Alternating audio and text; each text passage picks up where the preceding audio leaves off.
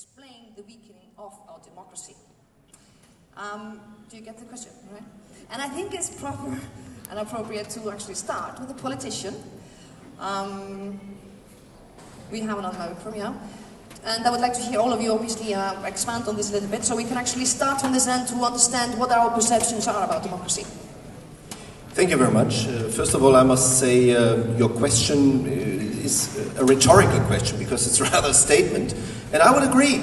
I would agree that, in fact, I myself as a politician, I'm surprised myself to see how less control or how weak the control is that we politicians have over these markets. In the 2 years of the Memorandum program, infant mortality has risen from 2.7 to 3.8 children per thousand. While diseases that had disappeared, such as malaria, are reappearing in Greece today. These statistics are typical of wherever the IMF applied its recipe, and they are not the statistics of a democracy, because democracy is supposed to be a system that serves the many, the demos. And there I agree with you. I can understand him. I don't have... Amnesty International raised an alarm for the risk of that austerity programs pose to human rights, in particular social and economic rights. But people in Greece hear the EU, our government, but also people with me in this panel, telling them that they need to do more sacrifice. Do you know how much a newly hired teacher receives in Greece? 580 euros per month. Do you know how much will be the salary of a young doctor, according to the last proposals of the Troika? 600 euros. And the prices are like here in Belgium. These salaries bring these people beyond the poverty line. And there I agree with you. I can understand him. I don't have... So, the first thing, stop prioritizing the debt over the people's needs and over the people's lives. And that means the immediate cancellation of the odious loan agreements that have been signed with the Eurozone and IMF. Second thing, stop the massive privatization program, which is conducted by an agency covered by penal immunity. Is that in accordance with the principles of democracy and the rule of law, an agency with penal immunity, which is selling off everything, selling off the water facilities of the Saloniki to Suez Environnement, selling off public power corporation for the price of 1 unit, the whole power production in Greece.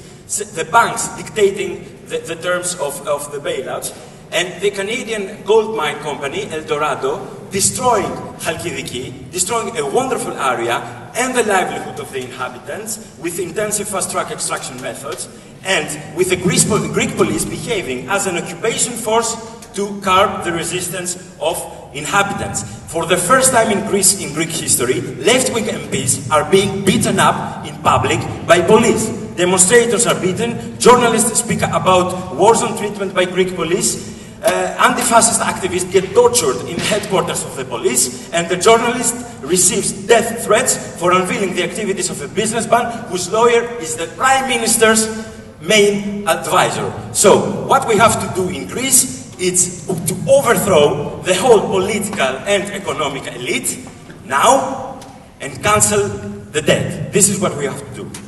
Okay, so if people do not trust their own Greek authorities, why, I mean, I talk from my state experience, people tended to trust the outsiders better. And this is a dictatorship of corruption, of public administration, of black holes of hidden economy, of any kind of intermediates between the people and the power. So I agree with Nikos, Yannis. It is very extreme to throw hundreds of thousands of people in the charity queues for food. It is very extreme when the police gases students in schoolyards to impose a gold mine. When the right to strike is not respected, when the freedom of assembly in Syntagma Square is put into question. And Mr. Yannis still speaks about the public administrator dictatorship. So those that are the dictators in Greece are teachers paid 500 euros per month. And it's not Mr. Salas that took over all the Cyprus, the Bank of Cyprus agencies in Greece. It's not Mr. Yiannopoulos of Marfin Bank. It's not all these people. So, and regarding the EU, because the EU is serving the interests of all these people together with the foreign multinationals, we need immediately to to practice disobedience to this EU. We don't have the time to reform it, to make a different parliament, etc., because people are getting more and more hungry. So now today we have to say, your memorandum, your economic and governance, we don't care. We have to prioritize the survival of our people. Okay. This is very powerful, thank you. But why don't think about all Mediterranean? We were fighting together against dictatorships. I was very young. I remember perfectly. I was looking, you know, to the end of the junta, to the end of Portugal, and finally in Spain, Francophone was the end of Franco. So why don't fight together? That's my question. Thank you. Let me say a last line.